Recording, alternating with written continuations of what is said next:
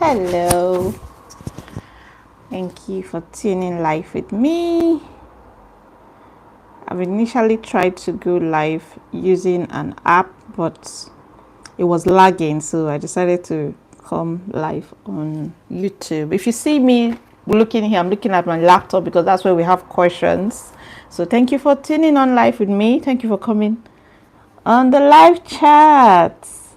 It's actually my first time using the YouTube studio to go live. I usually use the StreamYard.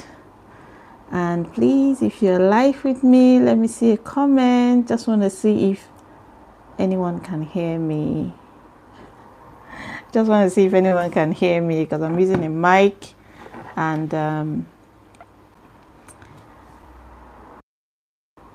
yeah, so if you're here live or you're tuning to this channel for the first time, thank you. We're talking about spring cleaning your relationship, how to understand or make your marriage spring. And what is about spring? Spring is about fresh starts. It's about renewal. It's about bringing that bloom, that fun, that life, that freshness into your relationship. I can see someone live. Please let me know if you can hear me. I would really appreciate it. Just let me know if you can hear me clearly. Like I said, I tried coming up live on through StreamYard. It's a streaming app that I normally use, and it was lagging, so I had to start the live again through the YouTube studio, directly from the YouTube studio. So thank you for coming on live. So we're just going to begin through some questions, and using these questions to to reappraise ourselves in our relationships. So most times I'll be talking really directly as regards marriage. If you see me looking here, that means I am looking at the laptop where the questions are. So the first question we'll be talking about is how do you bring back excitement and joy in your marriage when things feel routine and stale? First thing we should know is that marriage is not all gloomy. It's a forever thing. So if anyone tells you that, oh, my marriage is always always cool, there are no problems, there are no challenges, there are no struggles, that's not all the truth. It's a roller coaster ride. It's a roller coaster ride. So wisdom just suggests that, oh, even if it's not all gloomy, the idea should be to make more fun out of it. Okay, so when life throws you up, you try to navigate it, and that is where intentionality comes up. That's where you now have to be deliberate in making it work for you, in making the happier days more than the unhappier days, in making this work for you. So back to the question again, how do you bring back excitement? There will be times that there are no more excitement. There will be times that, oh, it seems like you're really, you have to put in more effort to make this work. Have you ever been in that situation that you just wonder, is this working? Is this marriage working for me? What is happening?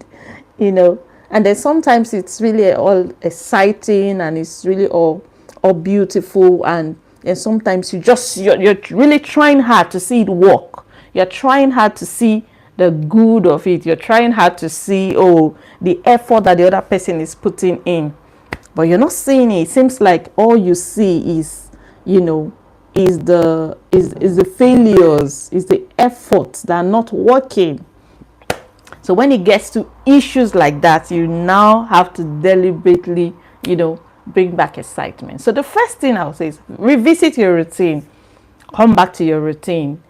How did we do this, or how did we get here? What were we doing when this was working? If you've stayed married for a while and you've experienced some really beautiful days or those jolly moments, what were we doing that was making it work? So revisit, go back to your drawing plate and say, okay, what were we doing those times that we were happier? And then spring a surprise. Marriage is about intentionality. The marriages that are working are not just working, people are working on it. So if you want that marriage, that relationship to work, you can't just sit down and say it has to work just like that. No, you have to put in the work. You have to put in work. If you see happy couples, you should know that those are intentional couples. They are making sacrifices, they are making compromises to make it work. Please, if you're alive, just let me know if you can hear me, if my voice is clear. Hey, thank you, special. Can you hear me clearly? Thank you. I can see you've dropped something. Yes, marriage is a roller coaster ride. It is. It is. I can say that. I can say that it is. So, like I said, how you can bring back excitement and joy in your marriage. Spring a surprise. Surprise each other. Talk to your spouse.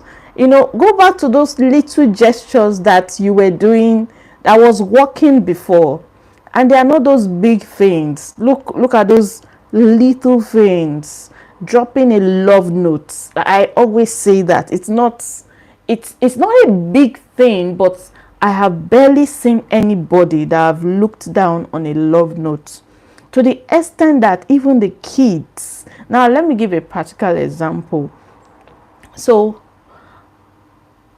when I'm going to work, especially if I'm going to work possibly early in the morning, I usually resume at work earlier than my kids are awake. So my husband will have to drop them from school.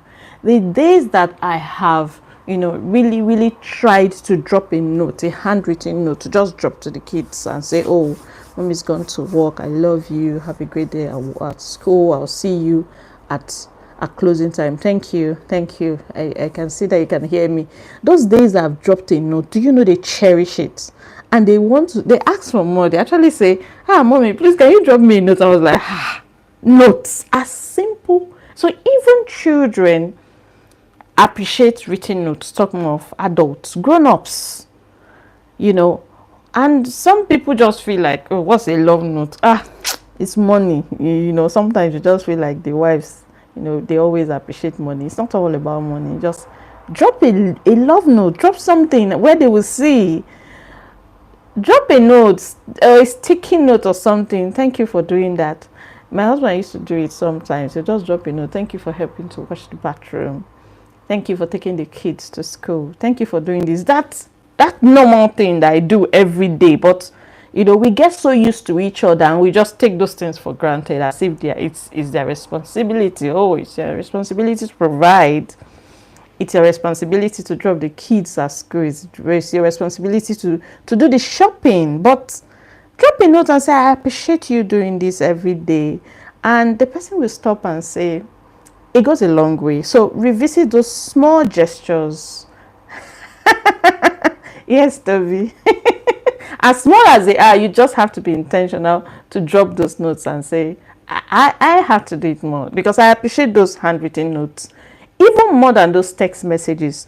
Text messages have their way, but I feel text messages or a chat are more convenient, especially in our day and age, for you to see someone or for you to have that time to actually scribble something on a sheet of paper or on a sticky note and drop it. I made sure there's always a sticky note somewhere, almost everywhere, in my Bible, in my bag, in my diary, just to pop in something. So as easy as that is, or as that sounds, it's very hard to take out that time to say, okay, I want to drop this.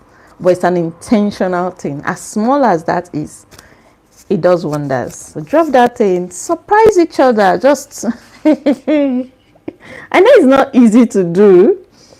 It's not easy, but that's what keeps marriage going. And marriage is such a long time for you to just want to just stay married and stay as a wife or stay as a husband or stay as a parent and just be boring. I feel that the reason, the fact that you're married to one person all your life is the more reason why you should decide to make it fun.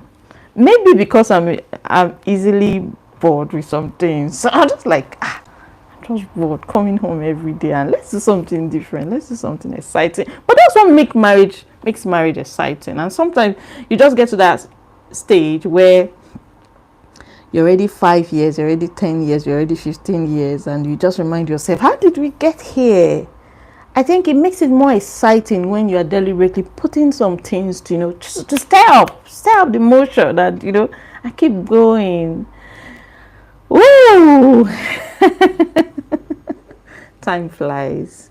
Sometimes I have to remind myself that I'm not a newly married person.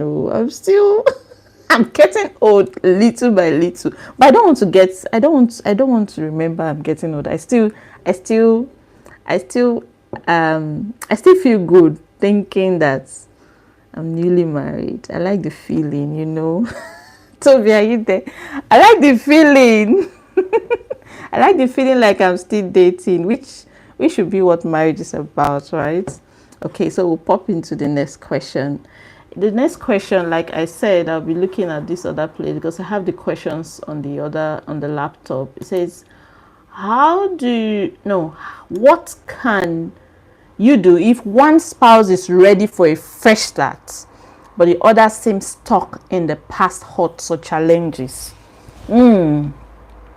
What do you do when you're not both on the same page? So one person wants to make it work, one person feels the need for a fresh start, for you to rejuvenate things, for you to spice up things, and the other person feels, well, I'm cool. There is no advice in this, but we'll just share some tips. So please, if you can share more tips, just pop it up on the channel. So what do you do, or what can you do if one spouse is ready for a fresh start and the other seems stuck in past hurts or challenges? First thing I would say, or that I picked out, is creating a safe space. And communicate. As easy as communication is, I think 80% of the problems of the challenges in marriage still falls on that one word, communication. No matter how you have stayed married, no matter how matured you think you are, no matter how old and responsible you think you are, no matter how used to communication you even feel you are, we still are faced big time with the issue of communication, especially with us. And why is that so? Because you're living with this person all your life. You're living with this person all your life. So in that issue of one person or the two couples not being on the same page about getting a fresh start or reviving their relationship, I'll say communicate more, create a safe space, a no judgment zone. There was one thing I agreed with my husband before we got married. I said, when the chips are down, no matter how terrible or how bad something you must have done, would you tell me? We tried to, I know reality is different, but we tried to create that space to say, okay, let's say the worst comes, and I don't want to say wrong things. Let's say the worst comes and you did a very terrible thing. We spelt it out to ourselves, but I wouldn't want to just confess such, that you did a very terrible thing. Would you tell me? And we made that promise to each other that, no matter how terrible you did something, come and tell me. Just prepare my mind to say, this is bad, I messed up. Prepare my mind and then say it. And let's open that space for how do I say it? That space for the person to come. Toby, you're making me laugh. I'm a lover girl. Yes, I have always been. Like I said, what will I gain if I don't love? Nothing to gain. So, love up, girl. So we created that space to say, no matter how terrible you've messed up, come back. I'm here. I will hear it. I'll feel mad. I'll be angry, but there's a comeback. Come, I will listen to you. I'll hear you out. It will take me time to understand. It might take me time to forgive. It might take me time to let go. But there is a safe space for you to come and say, I did this. If there is anybody that you can still tell the truth to, it should be your spouse, because that's the person that's got you. That's your buddy. That's your bestie. That's your partner in love, partner in crime, partner in everything. So if you are even a criminal, let's say the worst case, you're a criminal, this is the person that should have your back. You don't meet it in marriage, you make it work. How do you make it work? By being forgiving, accommodating, creating a safe space, no judgment. No matter how terrible it is, I should still be able to run to you and say, I messed up. I know you're going to break my head right now, but this is the truth. So creating that safe space and communicate clearly. Communicate, not to judge, not to respond, listen, not to respond, but to understand the person. As simple as that phrase is, listening to understand, it's a big matter. It's trouble. It's a big challenge for most of us, especially grown-ups. We are good at completing the other person's words. Sometimes before the other person is already talking, you already know where the person is going. I say, in your mind, and you block. There's just this virtual blockage because you feel you understand what the person is saying already, waiting for a response. Another point would be to encourage small steps. Don't wait for big steps. I've been complaining about this. Don't expect the person to change. You cannot change your partner. Your partner cannot be your clone. Your partner cannot be you. Your husband, your wife cannot be like you. You guys are different. God created you differently. So if there are challenges you want your spouse to work on, give them time. Appreciate the small steps they take, and suggest counseling when there are big issues. I don't know what the issue we have with counseling, but this is how I see it. We don't wait for things to go wrong before we go for counseling. I've had there's sometimes, I think 2 years before we got married, after we got married, myself and my husband, we went for a marriage enhancement class. It's a counseling for people that are already married. We actually did a premarital counseling in our church before we got married. But 2 years into the relationship, we felt, let's go vibe this thing up. That period of the honeymoon coming over, we didn't have issues. There were no terrible issues, but we just wanted to enjoy our marriage better. We felt a happy marriage is not a destination. You don't get to somewhere and say, well, I have a happy marriage. No, it's a journey. You should actually get to that point where you say, every year your marriage keeps getting better. So I've worked on some things. My marriage is happier than it was last year because there were things I did. So part of those things we do is going for enhancement, is going for counseling, is learning new things as a couple. So when there are some issues like what the question suggests, that you and your partner are not on the same, you're not on the same page. One person needs a fresh start and the other person feels everything is okay, even when it seems like it's not okay. You should actually be able to say, let's go for a counseling, let's seek a counsel. Even if it's not a terrible problem, just go and enhance your marriage, learn new ways, because we keep evolving. Those things that were making me, high and happy and really impressed when we got married, I've outgrown so many of those things. And so has your partner. Things that have changed. You've changed locations. You've possibly had children now. You've moved from where you were. You've changed your jobs. Many things have changed. So marriage will change. It keep evolving. So we keep looking for new ways to love upon ourselves. Here, I believe marriage is not a scam. It's working. I can count so many marriages that are working. Tell us what has changed. How do you mean? Please, let me understand. Let me understand better. I saw a comment. Tell us what has changed. You want to elaborate?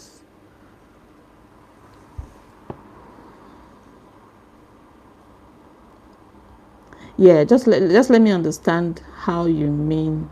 Tell us what has changed.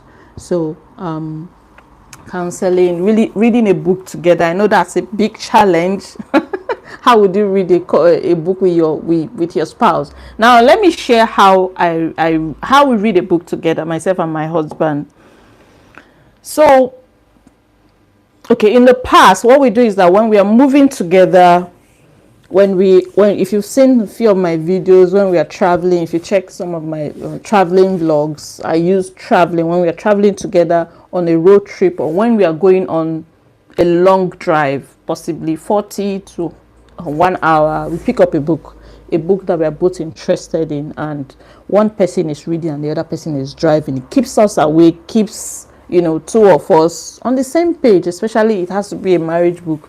We read it together, and we've successfully completed some books that way. Just a quick rundown. And then recently my husband has brought up the challenge of us reading a book together before we sleep, possibly a chapter before we sleep. I'm still going to come here and tell you how that is going, but it's just about, if something is important to you. My husband has asked us to read a book together. I finished that book in January. He hasn't read it, so he hasn't. Yes, that's one. Like now, two of us. My husband is disciplined enough to read every day, but I might not be able to read every day. I might want to just I'm not that disciplined to start a book, and complete it immediately. I'm not that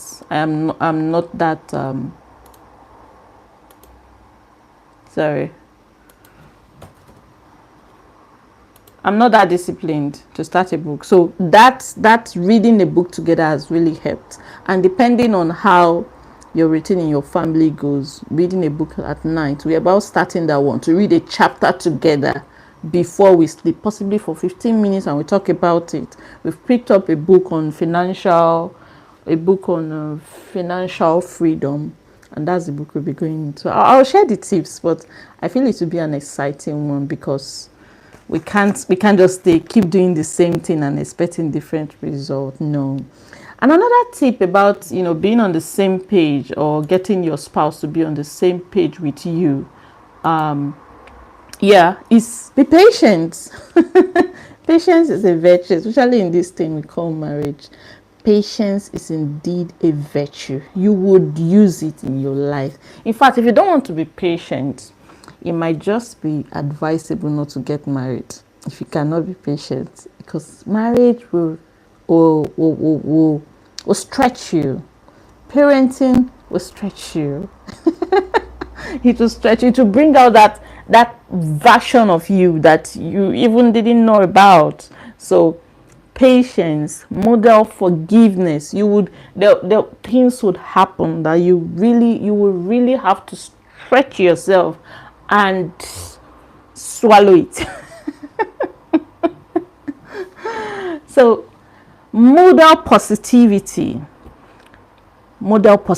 in the relationship. No matter how you're going through, let at least the two people should not be down at the same time. I've seen that happen. The two people, one person is having a stressful day at work, and then the other person is stressed too. Try as much for at least one spouse to be on a high part time and drag the other person.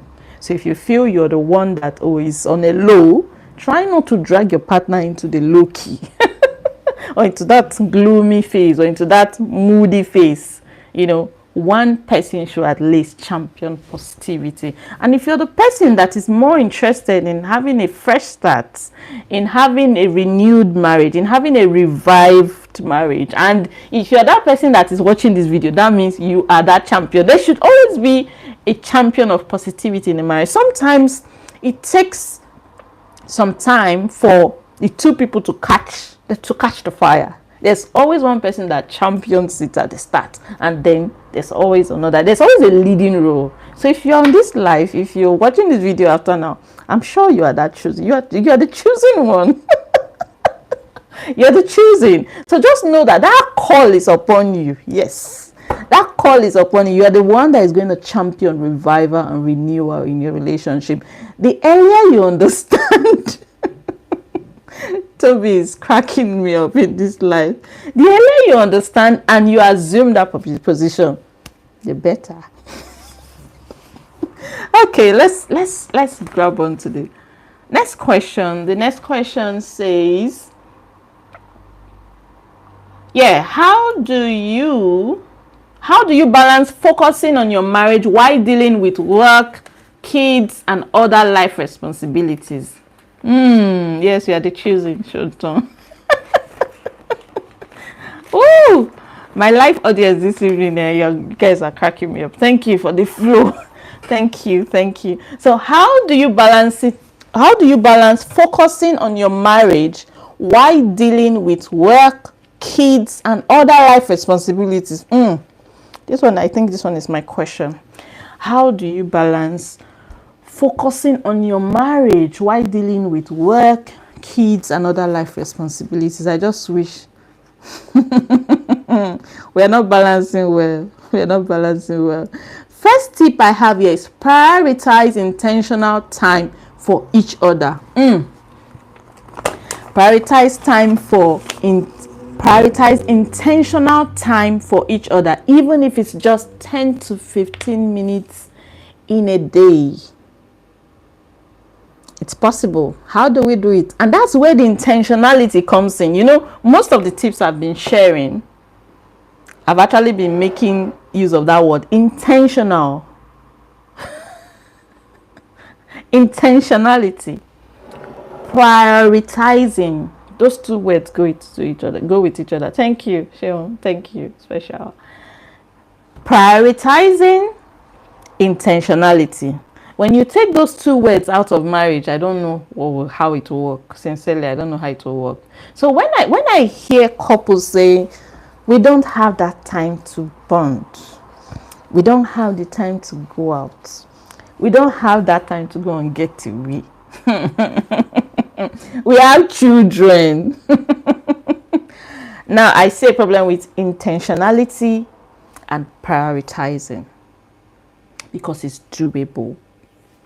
It's just hard, but that's where intentionality comes in. So prioritize time for each other, even if it's just 10 to 15 minutes a day. It's hard. I struggle with it. That's the truth. Coming here to talk about it does not mean, I'm not doing these things. It's actually, reviving my zeal in these areas. It's reviving my zeal to say, okay, I'm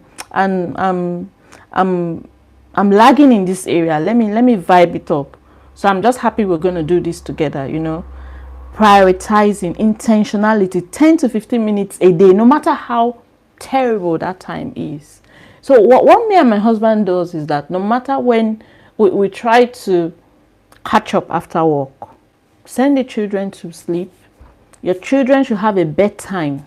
So if your children are still awake at this time, you're wrong. Last born. I think this having a time off for bed it actually works. Now, some 3 years ago, my second child was about two-ish, 1 year plus. It was two-ish, and we didn't have a bedtime. Anytime we sleep, just sleep. But when we moved and they started schooling here in the UK, they gave us a pamphlet for bedtime routine and everything. But I think they just discovered somehow that they weren't sleeping, well, or I don't know. I can't remember. But part of the documents given for admission and everything came with a pamphlet for establishing a bedtime routine, and we started. It was hard, but it worked. It worked to the extent that even the 2-year-old, when it gets to a particular time that we were repeatedly making them sleep, you just discover that his eyes is already getting gloomy. That's the one that sleeps early. So one is an early sleeper, and the other person is not. I'm not surprised, because even me and my husband, one person is an early sleeper, the other is not. It's not. So we're not surprised they took that pattern. What am I trying to say? establishing or prioritizing a bedtime routine for your children is actually you. You need that pamphlet. I'll look for it. So even kids, and I see they do that a lot in the British families. They have a time that they all sleep.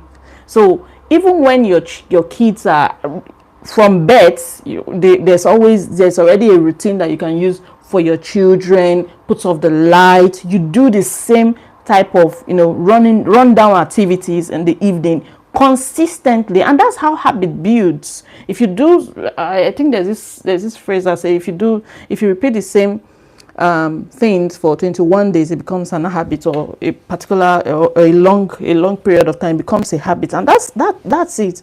So even the child that is still 6 months old, is still 1 year old, by the time you train them with a set of routine over and over again, they get used to it. And you can see even the old people, even the grown-up people, I see them that when it gets to a particular time, they are already logging off. I have colleagues that you cannot call at a particular time. They've already logged off. It's either they are sleeping, or even though they are not asleep, they've already logged off from any other social interaction or social activity, or reaching out to people, or picking their phones. They already whereas there are some people like us that anytime you call, even if it's not that late, but people have so established these routines, and it will work, especially for the children. And that's why I can do this live now.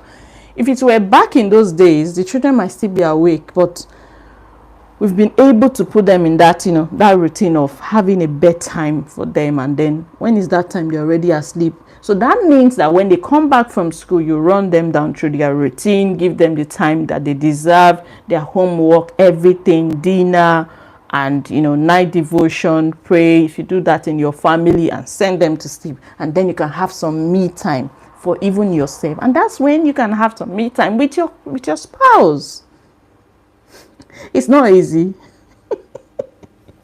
Thank you, Sweatshirt. I'm doing well. It's not easy, but I've seen the little efforts we've put, working. We can now see that, the children knows this time, but you still have to, that's why I said, okay, intentionality. You still have to push that, this is your bedtime, and do all you can to put them to bed at that time. And then from now on till even at night, like it's a Friday night now, after this live, I will go live with my husband. So we usually have a movie time, have a movie night, pick a movie, and then we watch as a couple. If you had been doing an act many times over, it will become a habit. If it becomes a habit later, you do it automatically. Thank you, Moyo. Thank you. So that movie thing, I like it. Nothing happens, just that's when we can now watch adult movies, because with the children around, you can rarely watch any serious movie other than a movie that is very relevant to them. So that's how when you can catch up and talk about things that you don't need the children to hear, and those are the things that build up communication, and you're getting fun of each other, you are into each other's lives, what's happening in the other person's life. There's no, you're not so overwhelmed because there's someone you can, pour out those things with. Now, I'm also aware that, there are some spouses that don't live together, possibly because of work, but that can also be prioritized when they come back, or when you guys have time together. What do you do with that time? Do you deliberately say, this is what we're going to do? This is when we're going to have a trip together. Plan family trips. If you don't travel now, when will you travel? My brothers and sisters, when you're young, when? Now I know that when the children are still growing, but I feel there are still some things you can do while you have growing kids with your spouse, and not just living that phase of your life, just crowded. No matter how busy life goes, we should all try to prioritize having this me time alone, with our spouses. Yeah, I hope that helps. Okay, so no distractions, having that time together, letting the kids have a bedtime, plan regular check-ins. Yes, I can boldly talk about this because I try to practice it. My husband doesn't talk a lot, so I usually have to ask the questions to say, guy, how far? Are you happy in this marriage? Because I'm the one, I talk about it. I tell him, I'm so happy you're my husband. But I want to hear it too. So sometimes I just have to ask him, what's on your mind? Do you want to tell me about something? Are you really happy? Am I the woman you dreamed of? Am I your dream wife? And if you know my husband, he can be very realistic. He will just tell you, you're trying in this area, you're trying in this area, but I want you to work more in this area. And I'm now telling my challenges. I'm struggling in this area. This is why, but I'm going to but I'm going to work on it. Toby said my husband dares not to be happy. So check up and say, when was the last time you asked your husband? The fact that you guys are smiling every day does not mean he's happy. I'm not saying he's not happy, but checking in to say, how are you? Is this marriage working? What do you think we can do better? Check in, have regular check-ins, discuss on your relationship, ensure he's feeling valued, ensure he's not feeling unappreciated, he's not feeling what's that word? He's not feeling like when you overlook someone, he doesn't feel that way. Ensure he feels relevant. Ensure he feels valued. He still feels like the husband. Yay! Someone said, do happiness check-in. Yeah. Yeah. Do happiness check-in and say, are you happy? I ask that question a lot because some people are not very like, they don't show it all bubbly, you won't know. So I really want to stop and ask and say, are you happy in this marriage? Am I being a good wife to you? What can we do better? Ask open-ended question, not a yes or a no. Let them talk about things and say, oh, I'm not happy about this. No matter how happy it is, when we want to sleep, I'll say, is there something you want to tell me? That's when I now remember that, I sent you a text today. Thank you, Toby. Yes, please. Just ask and say, are you happy in this marriage? What can I do to make you happier? What can I do to make you a more happy man? My husband is he will just ask me, say, what can I do to be a better husband to you today? My list is always many, but I like that ask. I like that question. It makes me feel like he stopped his whole world to ask me how he can be a better husband to me that day. You just say, what can I do to be a better husband? Is that the way he puts it? But that's just the idea. Just say, what can I do how can I help you today? Or what can I do for you today? Because he has a lot of troubles, but at that time he's focusing on me. So it makes me feel like, oh, this guy is caring, and I think that is really it, because your life is already you're already tired with a lot of things on your head. So stepping out of that your zone to intentionally meet your spouse and say, how can I help you today, or what can I do for you today? You might not have to do a lot, but I think checking in is really a major show to say, yes, I appreciate you. Consider shared calendars. This issue of making marriage work, especially in countries where the work pattern is different, we don't have time.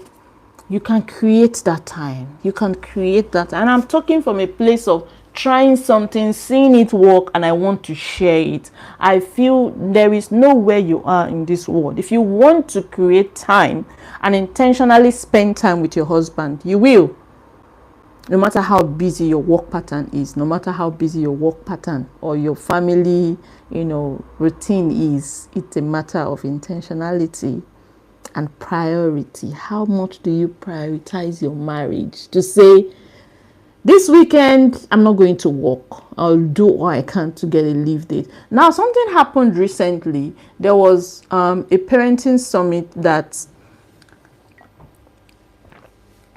I did a vlog about in Birmingham. Now, I was the only one that was supposed to go for that parenting academy because I was the one involved in the whole thing. But we had a series of, we were just stressed before that period, and we're just like, what do we do? Now I'm going to travel. I said, I don't want to travel alone. How do we do it? So we're going to travel with the children, and I'm like, oh God, we're already stressed traveling with children. That means we'll have to go with them at the summit. I won't focus because we'll be running after them. And we just thought that, oh, I'm not working that weekend. Why don't we just use it as a getaway, and after the summit, booking in a hotel, have a good night out of the house without the kids. And then we started planning. Where do we keep the kids? We started planning. Have good support systems around you. It is very possible. It is very possible. Now, I say to couples who say, oh, there's nowhere to keep my kids, I don't have trusted friends around. Are you trusted? If you are trusted, that means there's another trusted person. Imagine now you saying here that, oh, I don't have a trusted family friend, or I don't have a trusted friend. There is another person and at the other side of the town also saying there is no trusted person. And then there are two estranged trusted people looking for other trusted people. It's just a matter of connection. So connect, look for those friends you have shared values with, weigh them. Are they trusted adults? Are they trusted friends? You have the same values. And then, thank you, Toby. Thank you so much. I'm running along almost. I'm also running along too. Thank you so much. I appreciate. So look for that trusted family, and do hookups with your family. And that's how we went. We attended the summit, and then we had a nice time together and came back refreshed in the busy schedule. Just be intentional. Prioritize. At that time we said, man, every other thing stops. I'm married right now. It's time for you and me. Let's look for a place. Let's just run away and and catch some fresh air, and come back. Have a shared calendar for your busy schedules, and then also set non-negotiable times for just you. Non-negotiable times that nothing else will come in between and say, this time is just for me and you. And that's why you should keep calendars. If you have a time together, if you have a movie night together, put it on your calendar. Set a reminder or set an alarm to say, oh, a day before this day, I know that, the way you will plan a meeting with someone and put it on your calendar, why wouldn't you put a meeting with your spouse on the calendar? Are they less important? How much do you prioritize them? So if you prioritize them, put them on your calendar so nothing comes at that time. So that when you're booking another time with someone, you go to the calendar and you see that, oh, you already have a date with your husband, right? Okay, compliment your spouse. I'm going to round up soon. Compliment your spouse. Tell them how handsome, how beautiful they are, what they have done for you. They made you a cup of tea. They did the dishes. They washed the bathroom. They picked up some groceries from the store. Thank you. Thank you for doing that. And I've noticed that when you compliment your spouse or your husband, if you have kids around, they learn the same thing. My husband usually says, oh, thank you for this food. Thank you so much. Thank you for this food. And now the children are started doing, Mommy, thank you. You made the best jollof rice in the whole world. I feel it. It just comes so subtly. And I say, oh, especially the younger one. Mommy, thank you for this food. Thank you for making this food for us. It's beginning to come from them as a habit because they've been hearing it from their father. So how much do you appreciate your spouse? Even the things they do every day, in them being themselves, be specific about appreciating them. Thank you. I like the way you do your job. You know, we have hardworking partners, but we don't tell them enough how hardworking they are. So communicate with them. Thank you. I see your work ethic. I see how hardworking you are. I see how respectful you are. I see how much you serve God. I like your zeal for God. So compliment them and be specific about what you are complimenting them about. How they parent, how they be a father. You know, tell them I love seeing your fatherly role. I like my kids are so lucky. They're so blessed to have you as a father. They're so blessed to have you as a mother. I wish I'll leave that part. Send an encouraging text during the day. I said during the day because during the day there are a lot of things in your mind. You're at work, buzzing. So it's actually a deliberate thing to say, I'm picking up my phone, I'm going to send a random text to this person. You know, the receiver sees that, wow. And it's not at night, so that it doesn't look like you're looking for something, especially the men. You don't have to wait at night to start complimenting your husband or your wife. You start building those bridges during the day. Start complimenting them, sending them messages. So that later in the day, you've already deposited some, some graces. You've already deposited some compliments that will be fruitful later in the day. Small acts of service. What are the natural things that your spouse appreciates that might not be convenient for you? What are the things that they don't like doing some of the time? About, domestic chores. What are the things they are not very good at doing? Can you just step in once in a while and do that? It will actually really see that, oh, this is an act of service. This is a deliberate act of love to have done this, because I know you don't enjoy doing it. I hope this life has been helpful. I have other questions, but I don't want it to make it too long, and I appreciate your time in tuning in. And if you haven't subscribed, hit that button. My daughter will say smash that subscribe button and subscribe, and we'll continue again. We're on the spring session. The next session is the summer session and the autumn session, and we'll be done. Thank you for tuning into this live. I'll see you next time. Until then, keep working on your marriage. Send that text to your spouse. Go and read a book. Everything we've talked about, do something. Marriages that are happy, marriages that are healthy, it's not by chance. It's by choice. It's by intentionality. It's by prioritizing your marriage over every other thing and saying, this has to work. And if you're watching on this channel, that is the song we sing, that marriage still works and it's not a scam. Thank you. Have a great night, and I'll see you in my next video. Bye.